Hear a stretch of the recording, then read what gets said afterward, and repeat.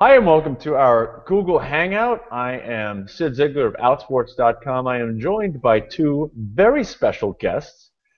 Anthony Nicodemo is the head basketball coach of boys basketball team for Saunders High School, and Anthony's season just sadly came to an end. Anthony, how are you today? You got the TV shut off? The TV is shut off, Sid. We're good. I like it this Anthony, we, season now. we were starting, and all I heard was music, and I had visions of Ellen dancing in the background. Ellen, I don't even know what channel Ellen's on. So. Oh, what were you watching then?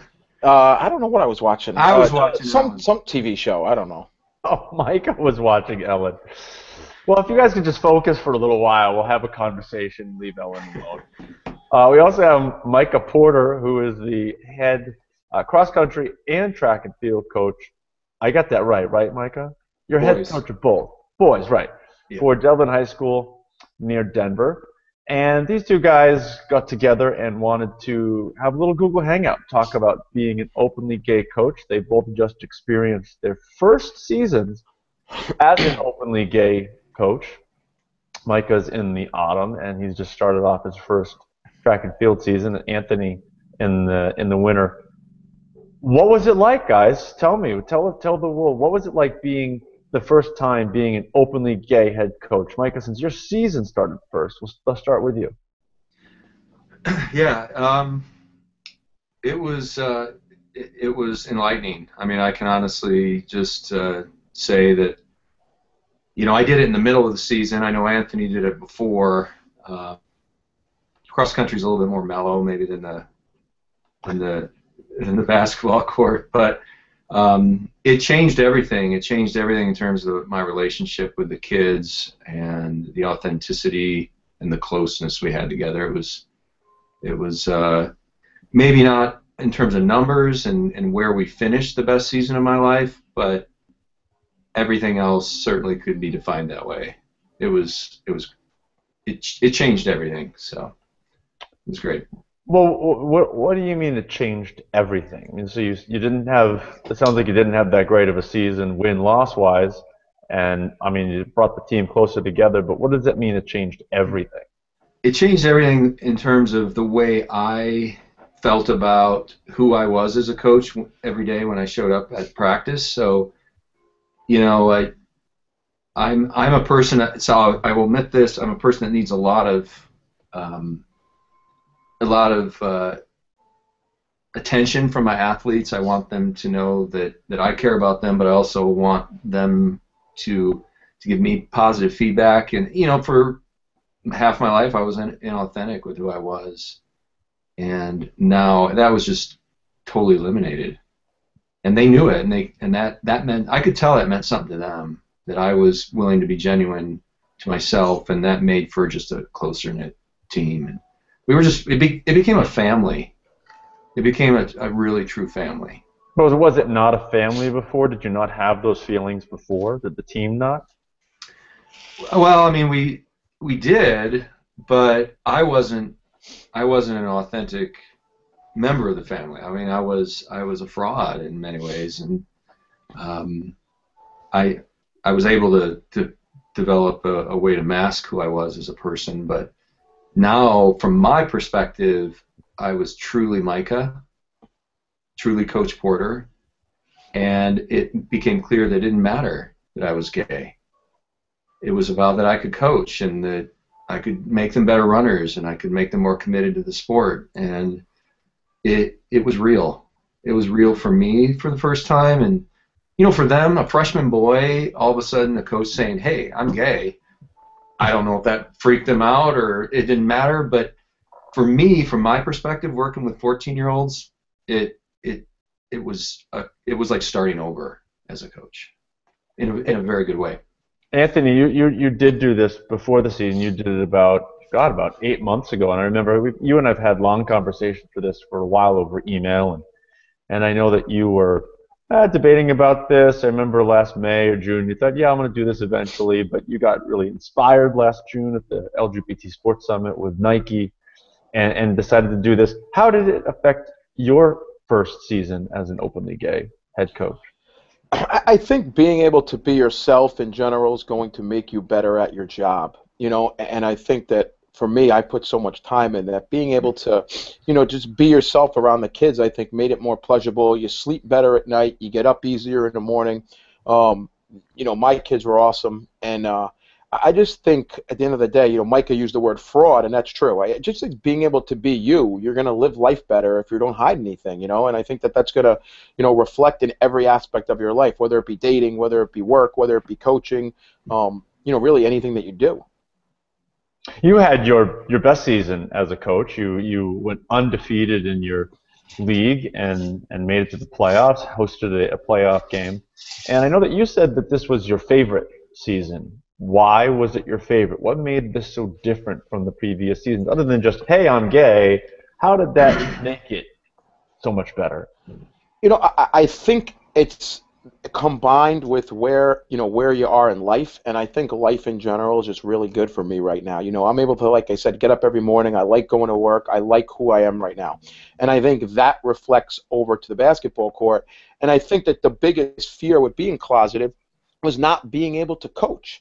And, once that fear was away and the kids took it and said, who cares, I think all of it kind of just balls together and just makes you more genuine, it makes it more enjoyable. Of course, winning is winning. This is our second time in 3 years that we've won 13 games. There was just something about this group, I think, that made it more special because they were there in a transition and in a stage of my life that was so important, and for them to kind of be there throughout the whole process, I think I hold them closer to my heart than other teams. So let's get one thing out of the way. I know that one of the things we hear about coaches and the fears that they have, and I think it's a fear that you both had, was the locker room. What's going to happen in the locker room? Am I going to be labeled a predator because I'm a gay man and coaching boys? How did that play out over the course of the season, or did it? I mean, we don't have a locker room. I mean, we have one, but we don't use it. I think there's a lot of rumors, so to speak. I mean, we use a classroom for our pre-games. We use a classroom for our post-games. We use a classroom for chalk sessions. The kids kind of use the locker room to get dressed, and that's all it is. But, I certainly have seen no difference. I mean, we've traveled as a team to team camp since I came out.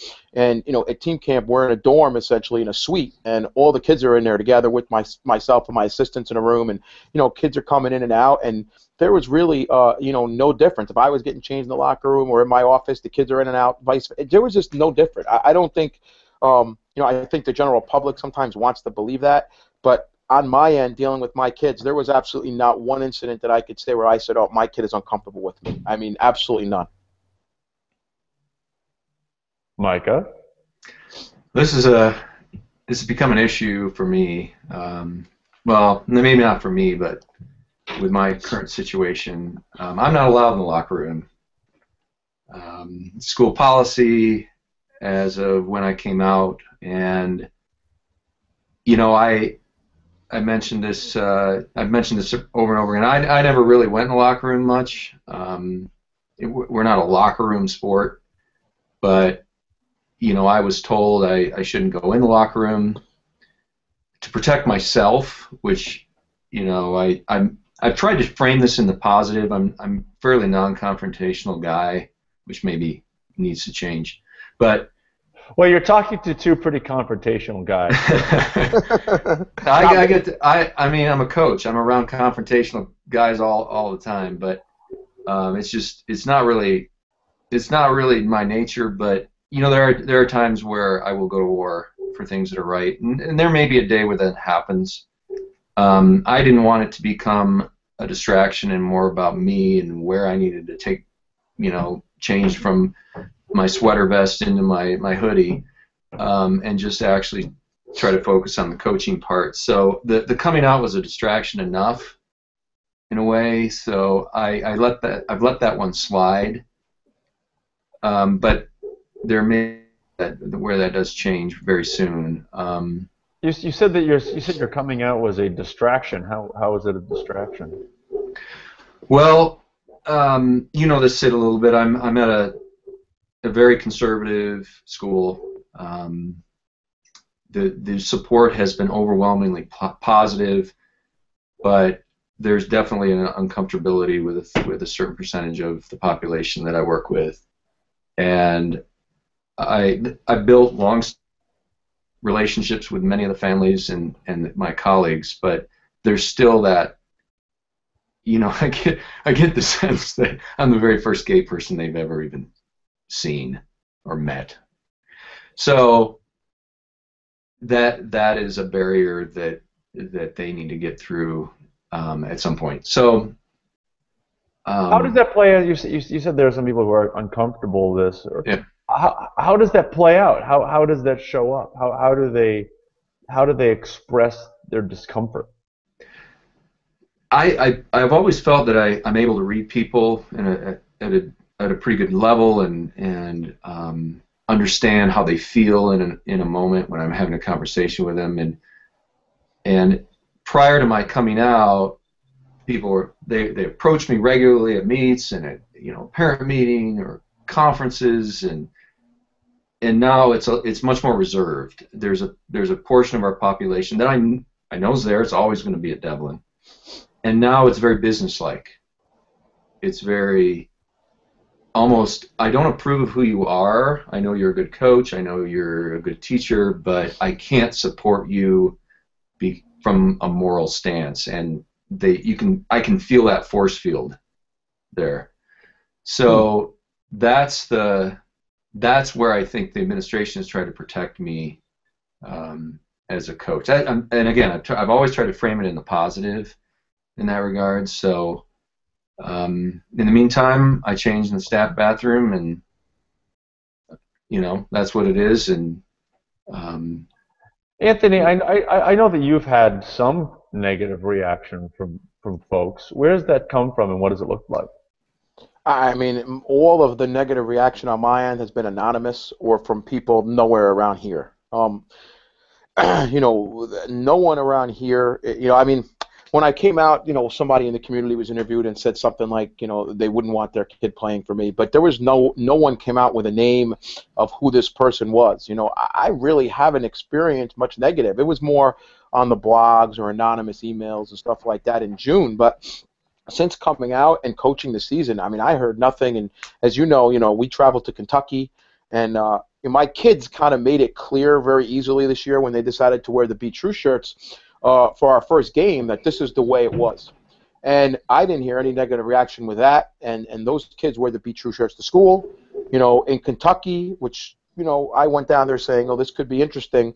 And, my kids come out and shoot around in the Be True shirts. I almost had a heart attack. I said, what are you guys doing? And they don't care. And I didn't even experience anything down there. So I can't say that, the stuff that Mike is going through, I really haven't experienced any of it. Well, the attorney general in Kentucky's got your back, Anthony. That's good. I did see that the other day. Yes, in case you get married in New York, Anthony, he will recognize it, though the governor may not. Yeah. So let's talk a little bit more about the kids. I know that, Anthony, the kids had this idea of wearing the Be True shirt for your first game and wearing the warm-up, and I know that they did. How did they experience your coming out? I mean, like right when it happened, what were their reactions? And then throughout the season, I mean, did it grow? Was it ever an issue?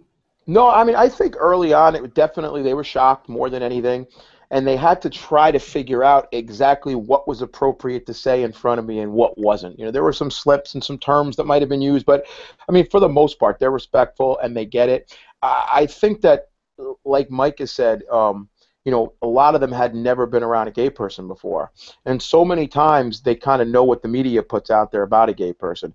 And I think that they kind of, being around me all the time, kind of looked at it and goes, well, this is not what the guy in the movie is like. This is not what the guy in the TV show is like. So I think that they were very, ultimately very comfortable with it. They ask questions, are you dating someone? They see me at dinner and they, oh, coach, the next practice, coach, who's that guy? I mean, I've had a couple friends that have been to practice, and that's the first thing that comes out of their mouth when I'm by myself. Coach, that's your boy. It's very, very open with them, and I've always said to them, nothing was going to change. My relationship with my kids is awesome.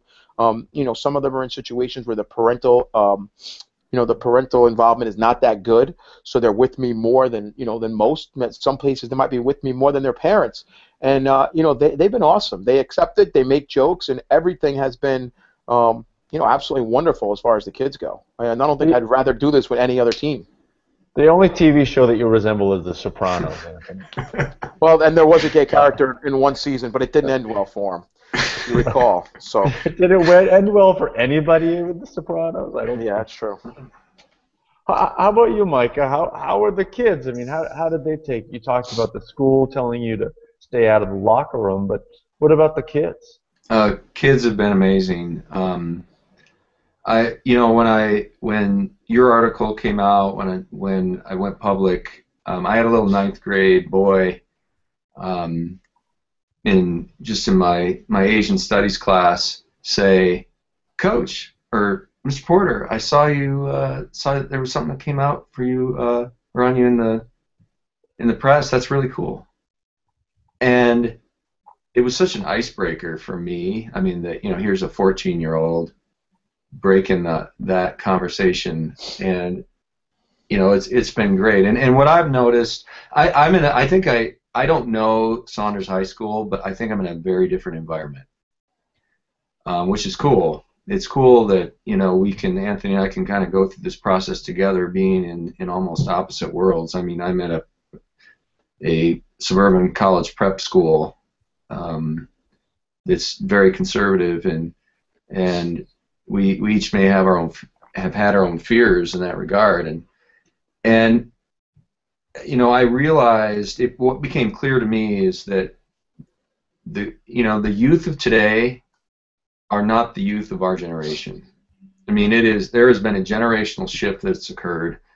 I don't know why that's happened. I think honestly it's happened because of the work of not to be too patronizing here, Cyd, but things you've done, and that there have been so many outlets that have tried to change the perspective about what it means to be gay in every aspect, but it doesn't matter to them. It really doesn't matter to them. No. And in many cases they're guarded. What I feel is they're guarded because they're supposed to be guarded because their parents have taught them a certain way, or their church has taught them a certain way, or their youth group, or their Boy Scouts. My top kid who made the You Can Play video with a little bit of prompting on my own, but he just took it and ran with it. He's league champion, the 3rd best runner I've ever had, and the only kids he's never run faster than are both All-Americans. He's an Eagle Scout, and he goes to church every Sunday, and he runs the youth group, and he has been my rock through this. I mean, that says something. To me, that says something. And when a young man like that steps forward and has your back, then you're going to be okay. Well, it's interesting that you mentioned, kind of the kid coming up in class and mentioning it to you, and also you mentioned the You Can Play project. How has coming out changed your role at the school? How people perceive you, what the kind of work that you're doing at the school? I mean, you're both teachers, you're both coaches, but what has this added to that? Well, for me, it's provided a sense of purpose that to provide something for the youth that I never had. And Anthony and I are both on Equality Coaching Alliance. I mean, we talk and have a lot of feedback from people that have been out and proudly coaching for much longer than ourselves. And what has happened for me is it's given me a newfound passion, something that I can focus on, and how to help kids at the ground level. You see the incredible evolution of what's happening in sports, and we get to see it with the little kids. It's great. I mean, it's like it's a tidal wave of just change that you can see 14 and 15-year-olds, embracing, and to be there and to have some, for them to have someone to talk to. It's incredibly rewarding. How about you, Anthony? How has it changed your role at your school? You coach at a different school from where you teach. How has it changed your role and how you're perceived at either one, and the kinds of things that you do there?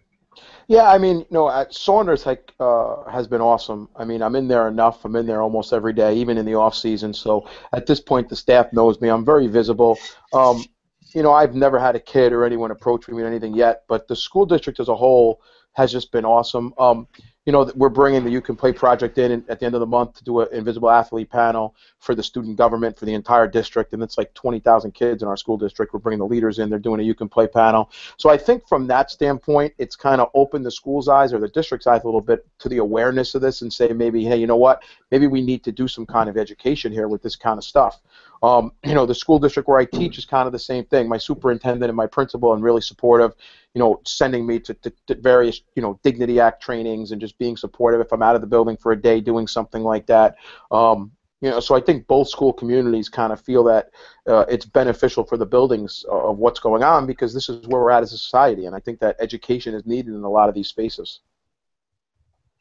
You were both when I met both of you. I hadn't met Micah yet, but we certainly met over phone and email. You were both closeted, and you both had a lot of fears about coming out, not just to your teams, but also publicly. What, for closeted coaches who are out there, either in high school or college, what would you say to them? What do you say to them? I'm sure that many of them reached out to you about coming out, when to do it, how to do it, why to do it, what to not be afraid of. What comes to your mind? Well, I would say everybody's experience is unique. I mean, there isn't a template for to follow, and it's important to reach out to talk to. I mean, Anthony and I think Anthony, I've probably sent you more text messages than everybody in my life combined over the last 6 months.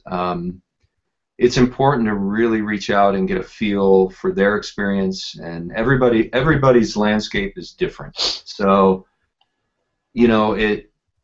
while things are changing very rapidly, it's still important to know how it's going to impact your job, to know how it's going to impact your community.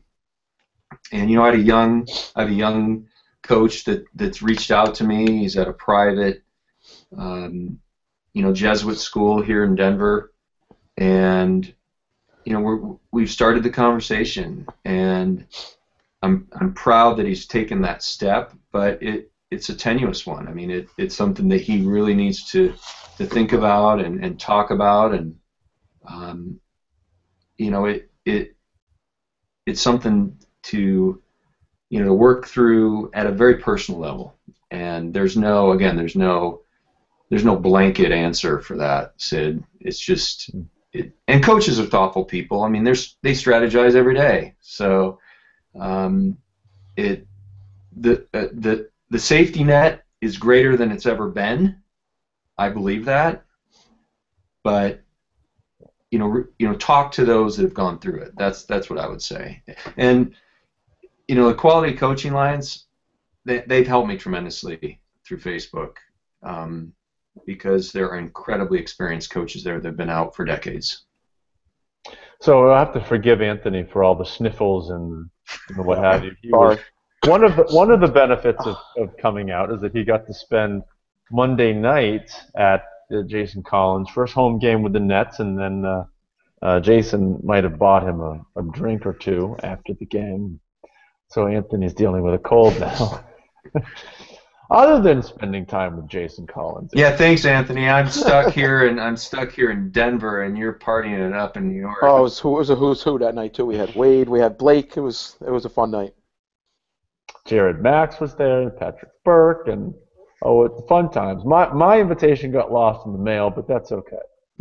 Other than spending time with Jason Collins and Anthony, what else would you say to somebody who's closeted coach who's thinking about whether they should come out? I think the word that I've used since I came out is process. It's a different process for absolutely everyone. And I think you need to know when that process is. You don't want to do it too soon. On the flip side, you don't want to do it too late and have regrets. I sit back now and I say, man, I wish I did this when I was 25. But in my heart, I know I wasn't ready when I was 25. That's just the way it is. So I think that it is a process, and I think, and I agree with Micah. This past weekend I did an Invisible Athlete panel in Bridgeport, and Dan Woog sat on the panel, and I had emailed Dan Woog before I emailed you, and I kind of told Dan the story, and he remembered, and this is probably 5 or 6 years ago now that I reached out to Dan, and then kind of to you or to Jim, and then other people over time that kind of, almost like feeling my oats, just what was going to happen here. And I think using those resources are important. I don't think there's any out coach that's out there now that wouldn't be willing to help someone who's going through the same things that we did, because we get it. And Micah talks about the Equality Coaching Alliance. It's absolutely unbelievable. Great coaches on there. It's a secret Facebook group that you can't get access to, and everyone respects everyone's privacy. So from that standpoint, if someone out there is watching this and they need to reach out to one of us, all of our information is on, Outsports. I started up a gay basketball Facebook page. That's the same thing. I have to approve you into it. We have some coaches in there. We have some closeted athletes in there, and just to talk hoops and make people comfortable with that. But I think you need to use the resources, because you do need the safety net. You do want that support. To make sure that people have your back. And what pushed me over the edge was in Portland. And I think that when you're gay and you're in a straight world and everyone around you straight and you don't know anyone gay, it's a tough thing to do. But when I landed in Portland, and Thursday I met up with you guys, and all of a sudden I'm like, geez, these are an awful lot of gay people. I didn't know this many gay people like sports. And all of a sudden there it was. It was like the light, and, as you guys know, and anyone that's read the story knows, the rest of it was a whirlwind. But it was that moment that got me through it, knowing that I'm going to have support no matter what happens here. What would you say, I don't want to say to convince somebody to come out, but what would you say to somebody thinking about it if they just needed a little nudge to decide to do it? I mean, from my perspective, it's such a freeing thing. The hardest thing about coming out is coming out. That's certainly my experience. When I came out, my parents hemmed and hawed a little bit. This was about 18 years ago. Don't try to do the math. But today, the toughest part of coming out is really just deciding to do it. So, other than that, what would you say to people thinking about doing this? About that would give them a little, encouragement.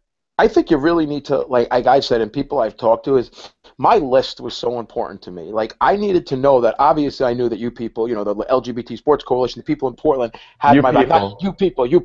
The people in Portland had my back. But it was the other people, friends, administrators, people like that I said, I'm going to need them to rally around me. So I created a list on the plane ride home that night. I'm flying somewhere over the desert, and I'm writing a list of who I'm going to tell. And, I executed that list. If that execution would have went differently and some of my closer people would have said, this is not the good thing to do, I might have had some reservations with it. But those people who were closer, we got your back. And once I knew that was coming, it was go time. I think that's, that would be the nudge, is make sure the people around you support you and then go from there. But I don't think it's anyone's place to tell anyone else to come out. I think that that could be a little bit of a recipe for disaster. I think you and your heart need to be ready. And unfortunately, you have to have the know-it-all to deal with, maybe some bad emails coming in, maybe some negativity that does come out in some cases, and have that tough skin to deal with that, because it's not going to all necessarily be cheery and rosy. Yeah, a month later, life's going to be better. That you could promise. But you have to be able to get through the tough part where people are kind of attacking you if that's something you're not used to. How about you, Micah? What would you say to somebody who just needs a little encouragement to come out, either in their personal lives or to come out publicly? Yeah, sure. For me, I'm 41, so I was approaching a period of depression that I knew was unsolvable unless I took this step, and I had embraced sports and and a life that was inauthentic. And you know, I don't. It's hard for me to say I don't regret that because I have two beautiful children and so on. But um, it was so liberating. I know that term is so overused in this regard, but um, it it as Anthony said earlier, it made me a better coach. It made me a better teacher. It's made me a better father. And it I did calculate like Anthony did. I went to the principal first. I knew that he would be supportive, even though he's the one that originally told me not to go in the locker room. But I knew that he'd be supportive because he had to be. I mean, we're in the biggest school district in Colorado, and they've embraced not only me as a coach, but they even put an entire "You Can Play" video out from the school district. So I knew that I would have support where it mattered. And Sid, you know this. I had applied to a private school. It was going to be a little bit of a pay hike in the coaching world, and they once I came out and was completely open with them, I never heard from them again. So I tried to do the chess pieces and figure out what my future was going to be, and it was a little. I mean, honestly, it was scary. I don't know if Anthony felt that way, but I was scared. I think anybody that's going through this process is in a way. And so I would encourage any young gay coach or veteran gay coach or closeted gay coach to think through the landscape a little bit, know who they think is going to support them, and what I've found is that I've only been surprised at those that have supported me. Sure. There haven't been individuals who I knew would that haven't. It's only been on the plus side. So on the flip side, I got a question on Outsports from, I don't know how you say this, Q Hizzy, somebody who's a coach who said he or she is hesitant about coming out. Asked about the reactions from coaches and personnel at the school. If someone's hesitant, would you recommend they stay closeted? I mean, what do you recommend to this person who is trying to figure out whether they should come out, either to their school or publicly? What would you recommend to this person to do to figure out if they can, if they should, what the reaction's going to be? I think that it's such an interesting thing when you're closeted, because it's like some people are closeted to everyone. Some people are closeted to friends. Some people tell their friends but not their family. I think it's such a hard question to answer, not knowing what a person's individual situation is. But I think in a general situation, I think that it's almost like using cliches here, but it gets better on the other side. And in some ways, you don't know how the coaching thing's going to turn out. You don't know how, if you're going to be embraced and say, "Coach, nothing's different," or if you're going to be told you can't go in the locker room. You don't know that until it happens. But the one thing that I can say is, on the backside, no matter how you slice it up, you're going to live a better quality of life. And I think at the end of the day that if something happened with me and I wasn't allowed to coach, it would certainly be devastating. But on the flip side, I'd still be able to get up every morning, go to my teaching job, and live a better quality of life than I ever had before, being myself and, as Micah said earlier, not being a fraud. Hey, Anthony, since I play 3-on-3 basketball on the weekends, can I join your private group? Yes, you can. You could try and I'll send you a link later. I was a Celtics fan in the '80s. Can I join too?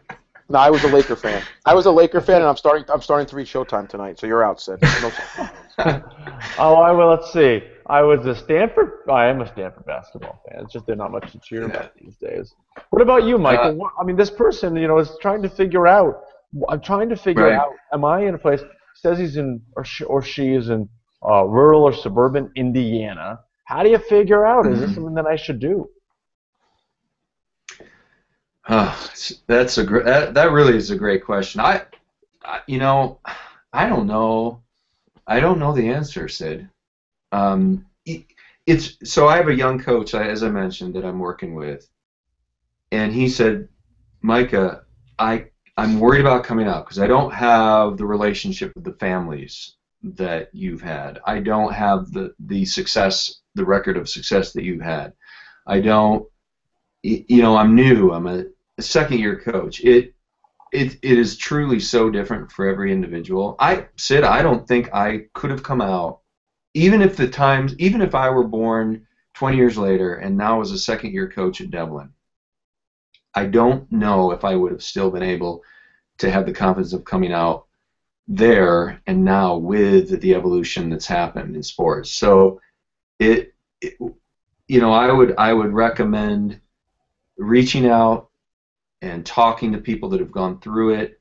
I mean, you've been a counselor to me through some very difficult times, and it is. I don't want to say there's an answer for that young coach in Carmel, Indiana, that is struggling with their sexuality, and they love coaching and they love their environment, they love their community. It's a tough one. There's no doubt. And in sports, I truly believe this is the last frontier of acceptance. And there's almost a part of me that's beginning to think that it's harder to come out as a coach than it might be as an athlete. I don't know. Well, I think there are two things here. One is, again, the hardest part of coming out is just coming out. I just don't believe the sports world is homophobic anymore. I don't buy it for a second. Of course, you'll find pockets of people here and there, but I think by and large, the fans, athletes, administrators, and coaches are ready, and they're mostly just afraid of one another. I mean, the administrator telling you to stay out of the locker room is really just afraid of everyone else. And we've seen this for literally over a decade, where everyone in the sports world points everywhere else. That person's homophobic, and that person, but I'm not. I'm totally cool with it. So I just think that's a big piece of it. The sports world is just simply not a homophobic place anymore. The other piece of it for me is how you figure out how you should come out or when. So the steps that I always recommend to people are, one, do talk to some people who like the three of us, or there are so many people out there. You Can Play Project and Go Athletes and the Equality Coaching Alliance, the National Center for Lesbian Rights. There are so many places to go to talk to someone who's been through this before, and that's a great place to start. The second step is really talking to people in your world who you think will be most receptive. Chances are, if you think they're most receptive, they're going to be. And from there, you kind of figure out what the next steps are. I think those you can't get to coming out or figure out how to without going through those two first steps. Well, it makes complete sense. And what I have been amazed is the quantity of support. The groups that are out there. I never knew they existed. I mean, I remember sitting at my desk at Devlin, depressed and terrified, and I don't know what spawned me to send you an email, but it was random, but it was like, I got to do this. I got to do this. It was that cute face. It was that cute face, Micah. How can't you send it? Right. Oh, Anthony. Well, I didn't even know what he looked like, so I think I'd been on Outsports maybe once, and I just started searching, and I can't live like this anymore. And there was sort of that watershed moment for me, and I have had young coaches reach out to me, and anonymously, and also just privately, and I'm learning as to how to mentor them, and some of them don't want to do the big public outing. They don't want that. They're slowly going through the process of letting the community know, and their friend, as Anthony said, your own friends know and family know, and it's not a big deal. It wasn't the case for me, and it clearly wasn't the case for Anthony. But everybody's process is unique. Sure. Well, just I want to just finish up here. We've been talking for about 40 minutes, and my battery's about to die. But you know, some of the organizations that you guys are working with, I guess this is the time to plug some of the projects that you guys are working on to help end anti-LGBT bias in sports. So, what are you doing? What are you working on? I mean, you know, there's so many out there at this point. It's crazy how many different groups are out there. But as you know, being part of that LGBT Sports Coalition, which kind of spearheads it all, there's awesome stuff going on. You know, I'm working on a leadership conference which was approved. It actually went out to the athletic directors today, and I believe as of this afternoon, 5 athletic directors have already sent back that there's something 2 players and 2 coaches each school. Of course, I didn't count on all these coaches, so now that's kind of I'm gonna have to go. But apparently, that's a big thing, and I think the K through 12 is the place to be. I think you start at the bottom and you work your way up, and I think that's where the biggest part of the population was sports, and I think that's where we need to tackle. So, that's one thing, and of course, Mike and I both work with the You Can Play Project, with Patrick Burke and Wade Davis, who are awesome, speaking on various panels. I'm doing videos. They're going to be a huge part of the leadership conference that I'm running along with Go Athletes. Anna does another awesome job dealing, with college athletes who have come out talking to kids. I've done 2 or 3 panels with them now. Those are the group. I just think there's so many out there, and I don't want to say, well, reach out to this group or reach out to this group, but I think if you're watching this, reach out to anyone. We're all in it to help. Everyone's in it pretty much for the same reason. So, reach out and, reach out to one of us and ask for help, and, you're going to get some. Micah, how about you? Yeah, sure. I've gotten involved locally. There's an Office of Diversity and Inclusion that our school district has, and I'm now our school's rep there. We've never had a rep in that office before because of the nature of our school. So I'm now the representative there, and a lot of it deals with poverty and racial issues, but also sexual orientation. So I'm proud to be able to be a part of that. I was so blessed to have 2 of the founders of You Can Play right here in Denver. I mean, I don't think the stars could have aligned any better. Wade and Glenn and Patrick. I haven't met Patrick yet. You met Brian Kiss, right? Yeah. Glenn and Brian and I, right after I came out, we went out for beers, and it was it lit a fire that is. I mean, it just changed everything. I mean, they're like, you're an educator, we want you to work on a curriculum project. And I've been working on a curriculum project that Patrick first started and that Wade has been helping me edit, that will help all levels of an organization deal with gay athletes and coaches and how to end that. I'm really, really pumped about it. So there's so much out there to do, and if you're, there may be the coach that, they come out and they just want to have that behind them and just coach like they did prior, or they may want to get involved in an advocacy group, and I mean, for me, that's what I needed. I needed some new direction, and You Can Play has allowed that for me. I'm not in the big light city like New York, nor floor seats like Anthony can get. The Nuggets suck, so I might be able to get floor seats, but well, it should be easy to get seats, yeah. I think we should change. Schools for a week. I think you should come to Saunders and send me out to Devlin. I'm sure the people in Devlin would love me. It'd be awesome. Devlin would never be the same again. That'd be great. Let me coach. Hey, wait a minute. I think we should do that. Ooh. I'd love it. I know a little bit of basketball. I'd like to see you coaching distance runners, Anthony. That would be the... All right. Well, with that, we'll come to an end. Thank you, everyone, for joining us. We'll keep doing more Google Hangouts with people like Anthony and Micah, and thank you both of you guys for joining us. All right, Sid. Thank you, Micah. Thank you. You too, Anthony. Take care, guys.